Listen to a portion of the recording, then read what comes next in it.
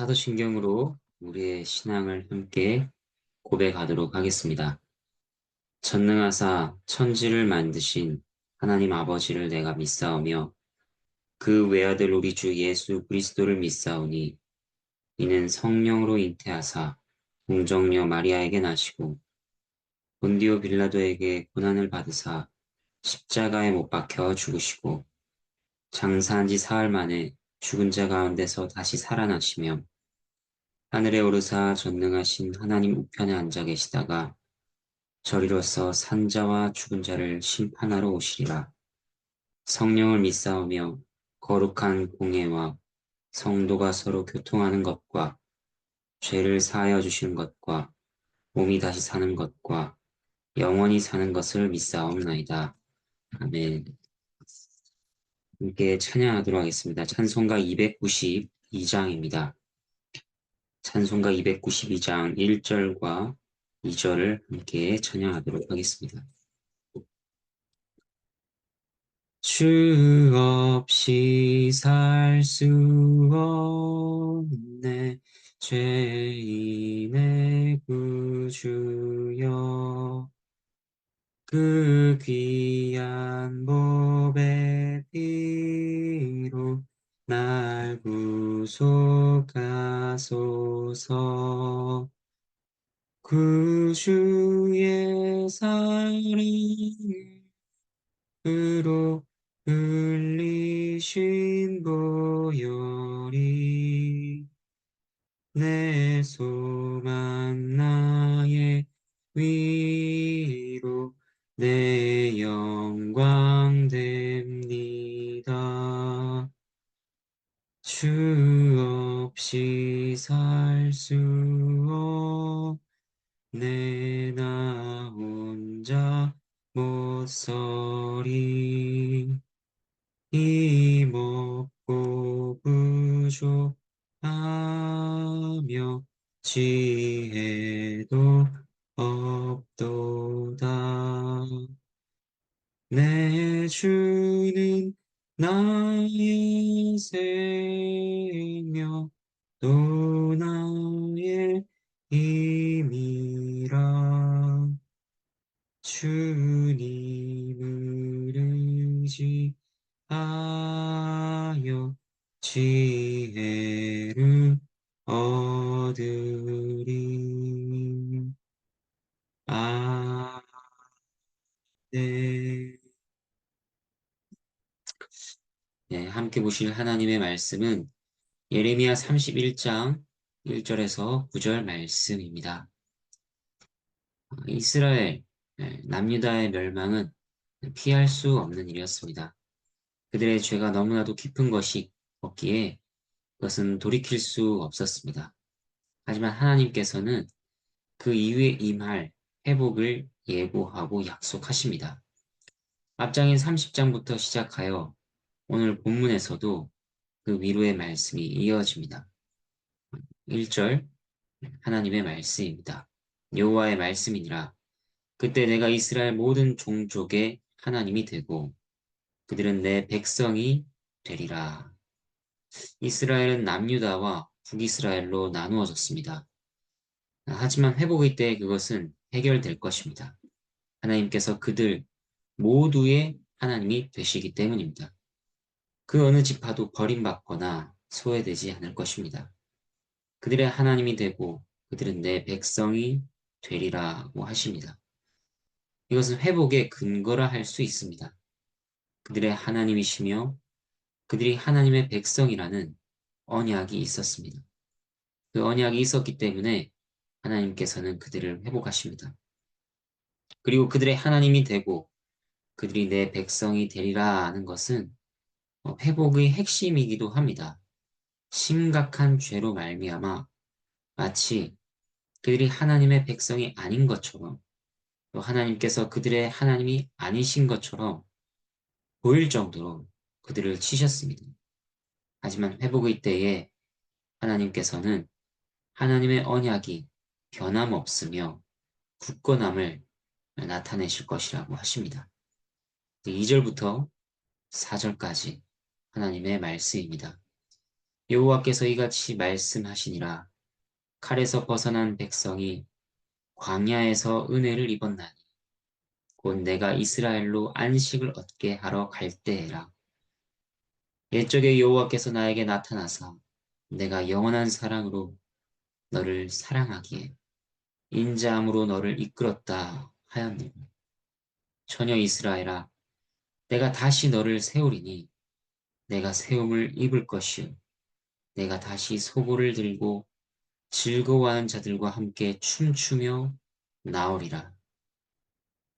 이스라엘 역사에서 그들이 하나님 백성이라 하는 것이 뚜렷하게 드러났던 많은 일들 중 중심이 되는 사건은 출애굽 사건이라 할 수 있을 것입니다. 그들은 노예 생활에서 건져내어 광야로 이끄시고 그곳에서도 돌보시며 은혜를 베푸셨습니다. 본문의 말씀들은 그때를 생각나게 합니다. 그 시기에 대해 하나님께서는 뭐라고 하셨는가? 예레미야 2장 2절 말씀입니다. 내가 너를 위하여 내 청년 때의 인애와 내 신혼 때의 사랑을 기억하노니 곧 씨 뿌리지 못하는 땅 그 광야에서 나를 따랐음이니라고 하셨습니다. 척박한 광야였지만 청년 때의 사랑이요 신혼의 사랑이었다고 말씀하셨습니다. 하나님께서 이루실 회복의 때에 그들에게는 다시 그러한 일이 있을 것입니다. 은혜로 구원과 사랑과 안식을 베푸시고 그들에게 기쁨이 있을 것이라고 하십니다. 5절부터 6절 말씀입니다. 내가 다시 사마리아 산들에 포도나무들을 심되 심는 자가 그 열매를 따기 시작하리라. 에브라임 산 위에서 파수꾼이 외치는 날이 있을 것이라. 이르기를 너희는 일어나라. 우리가 시온에 올라가서 우리 하나님 여호와께로 나아가자 하리라. 하나님께서 그들의 하나님 되셔서 그들이 약속의 땅에서 누린 복들은 무엇이었는가? 심고 거두고 풍요를 누린 것이었습니다. 또 하나님께 예배하는 자유와 기회가 있었습니다. 참으로 아름다운 날들이었습니다. 하지만 죄는 비옥한 땅들을 황폐케 했으며 북이스라엘 사람들은 예배하러 가는 길이 막혔었습니다. 그러나 회복의 때에 모든 것들이 회복해 될 것이라 말씀하십니다. 7절 말씀입니다. 여호와께서 이와 같이 말씀하시니라. 너희는 여러 민족의 앞에 서서 야곱을 위하여 기뻐 외치라. 너희는 전파하며 찬양하며 말하라. 여호와여 주의 백성 이스라엘의 남은 자를 구원하소서 하라. 여기서 여러 민족의 앞에 서서 야곱을 위하여 기뻐 외치라. 어, 여기에서 여러 민족의 앞이라는 말은 원문을 보면 민족들의 머리라고 번역하는 것이 더 낫습니다. 그래서 개역 한글 성경을 보면 너희는 야곱을 위하여 기뻐 노래하며 만국의 머리된 자를 위하여 외쳐 전파하며 라고 번역했습니다. 하나님께서 그들의 하나님이 되시며 그들이 하나님의 백성일 때 그 백성은 모든 민족의 머리라 할 수 있습니다. 포로로 끌려가 수치를 당했던 백성을 다시 열방의 머리가 되게 하실 것이라 말씀하십니다. 낮아진 당신의 백성을 다시 높이시는 것입니다. 8절과 9절 말씀입니다. 보라, 나는 그들을 북쪽 땅에서 인도하며 땅 끝에서부터 모으리라. 그들 중에는 맹인과 다리 저는 사람과 잉태한 여인과 해산하는 여인이 함께 있으며 큰 무리를 이루어 이곳으로 돌아오리라. 그들이 울며 돌아오리니 나의 인도함을 받고 간구할 때에 내가 그들을 넘어지지 아니하고 무리는 계곡의 고든 길로 가게 하리라. 나는 이스라엘의 아버지요 에브라임은 나의 장자니라. 하나님의 백성들은 그들의 죄악으로 말미암아 흩어졌습니다. 그러나 그들이 땅끝 어디에 있든지 그들을 다시 데려와 모으시는 회복을 약속하십니다. 그리고 특별한 대상들이 나옵니다. 우리 중에는 앞을 보지 못하는 사람, 다리를 저는 사람, 잉태한 여인, 해산하는 여인이 함께 있다고 합니다.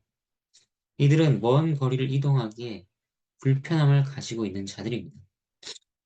하지만 그들이 가지고 있는 그 어떤 장애도 하나님께 나아오는 것을 막지 못할 것입니다. 왜냐하면 하나님께서 그들을 인도하시기 때문입니다. 그들도 역시 하나님의 백성이며 하나님께서는 그들의 하나님이 되시기 때문입니다. 그러한 하나님의 인도를 받고 돌아온 자들은 눈물을 흘리지 않을 수 없습니다.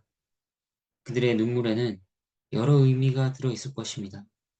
기쁨과 감사와 감격이 있을 것입니다. 그러나 거기에는 회한과 회개의 마음도 있을 것입니다. 이렇게 마음이 벅차올라 그들은 눈물로 기양합니다. 마지막으로 하나님께서 그들에게 말씀하십니다. 나는 이스라엘의 아버지요 에브라임은 나의 장자니라. 하나님께서 그들을 인도하시는 근거가 나옵니다. 하나님께서 바로 그들의 아버지시오. 그들이 하나님의 자녀라는 것입니다. 또 여기서 에브라임이 나의 장자라는 표현이 특별합니다.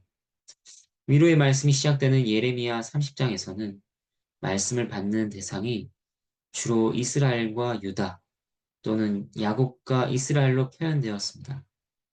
하지만 31장에서는 에브라임, 사마리아와 같은 이름들이 더해집니다. 이것은 북왕국 이스라엘을 의미하는 말들입니다. 이때 북이스라엘은 이미 멸망당한 상황이었습니다. 그러나 하나님께서는 유다뿐 아니라 북이스라엘 백성을 향해서도 회복을 선포하고 계시는 것입니다. 그들 역시 하나님의 회복과 구원의 경륜에 포함되어 있다는 것을 알려주십니다. 너희가 멸망당하였으나 내가 어찌 나의 아들을 잊으리? 너희가 여전히 나의 아들이 아니냐? 말씀하시는 것입니다. 이제 말씀을 정리하겠습니다. 하나님께서 전하시는 회복의 약속을 살폈습니다. 이 회복은 나는 그들의 하나님이 되고 그들은 나의 백성이 되리라는 언약 안에서 이루어지는 것입니다. 이것은 매우 일방적인 약속입니다. 여기에는 어떤 조건도 없습니다. 하나님께서 택하셨기 때문에 하나님께서 뜻하셨기 때문에 이루어지는 것입니다. 이러한 언약과 회복의 내용은 그가 택하신 모든 자녀들에게도 해당된다고 할 수 있습니다. 그래서 우리가 본문의 말씀을 통하여서 누리게 되는 유익의 첫 번째는 하나님의 아버지 사랑을 본다는 것입니다.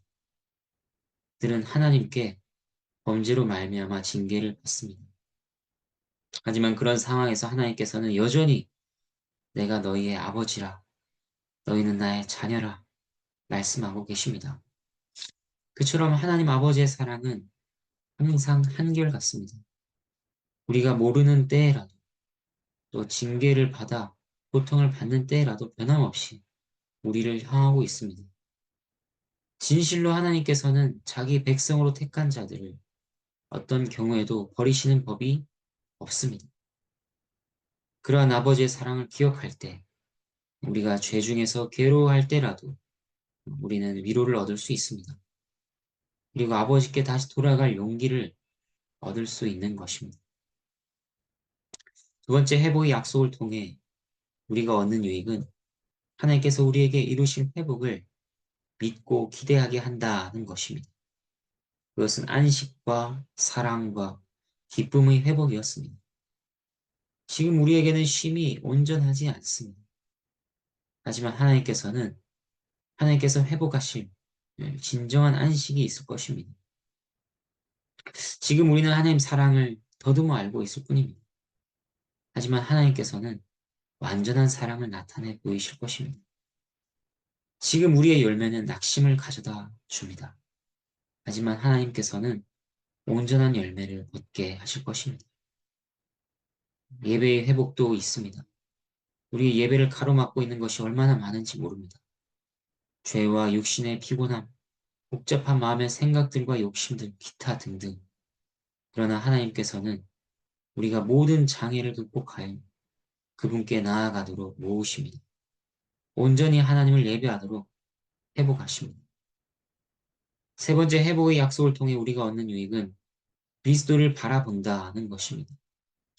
포로 생활이라는 경고가 끔찍한 현실로 이스라엘에게 이루어졌습니다. 하지만 70년이 지나고 하나님께서는 고레스 시대에 백성을 고국으로 돌아오게 하셨죠. 그러나 이것이 회복의 약속이 완전히 성취된 것은 아니었습니다. 자녀의 마음을 아버지께로 돌리고 진정한 평화가 찾아오는 것. 유대인과 사마리아인이 하나가 되어 새로운 하나의 백성으로 합쳐지는 때, 하나님 나라의 복과 부유함을 누리게 되는 때, 눈물이 씻겨지고 죄를 용서받고 온전한 만족과 기쁨과 보상을 받는 그 모든 것은 예수 그리스도의 구속 사역을 통해 완성되는 것입니다. 우리는 성경을 통해 이 회복의 약속이 어떻게 그리스도와 연결되는지 알 수 있습니다. 그 회복이 무엇인지, 그리스도께서 누구시며 그가 어떤 일을 행하셨고 또 행하실지 알고 있습니다. 그렇기 때문에 아버지께서 당신의 사랑을 드러내시기 위해 보내신 그리스도, 우리의 회복을 위해 보내신 그 그리스도를 우리는 믿고 경배해야 할 것입니다. 그 주님을 소망하고 그 이름을 높여드리는 것을 우리 삶의 만족과 복이며 삶의 의미로 여겨야 할 것입니다. 이스라엘에게 약속하신 그 회복의 말씀을 우리에게 주시는 위로와 소망으로 받기를 바랍니다. 함께 기도하겠습니다. 하나님 아버지 감사합니다. 예레미야를 통하여서 주셨던 그 회복의 약속이 그리스도 안에서 어떻게 성취가 되었고 또 어떻게 그것이 이루어지고 있으며 장차 앞으로 그것이 어떻게 온전히 회복될 것인지를 저희가 바라보고 또 그것을 믿습니다. 하나님께서 베푸시는 그 회복의 역사가 저희 가운데 있음을 믿고 하나님께 감사를 올려드리며 또 기뻐하도록 저희의 마음을 이끌어 주시옵소서. 주님께서 베푸시는 그 회복을 온전히 누릴 수 있도록 저희를 또한 이끌어 주시옵소서. 오늘 하루를 살아가는 가운데에도 하나님의 크신 은혜와 사랑을 기억하게 하시고 아버지의 변함없는 그 언약을 붙들게 해 주시옵소서. 우리가 주님의 백성인 것을 또 하나님께서 우리의 하나님이 되심을 항상 기억하게 해 주시옵소서. 새로운 힘을 공급해 주시고 하늘의 위로와 복으로 저희를 채워 주시옵소서. 감사드리며 예수 그리스도의 이름으로 기도합니다. 아멘. 주님께서 가르쳐 주시도록 함께 기도하도록 하겠습니다. 하늘에 계신 우리 아버지여, 이름이 거룩히 여김을 받으시오며 나라가 임하시오며 뜻이 하늘에서 이루어진 것 같이 땅에서도 이루어지다. 오늘 우리에게 일용할 양식을 주시옵고 우리가 우리에게 죄 지은 자를 사하여 준 것 같이 우리 죄를 사하여 주시옵고 우리를 시험에 들게 하지 마시옵고 다만 악에서 구하시옵소서. 나라와 권세와 영광이 아버지께 영원히 있사옵나이다. 아멘.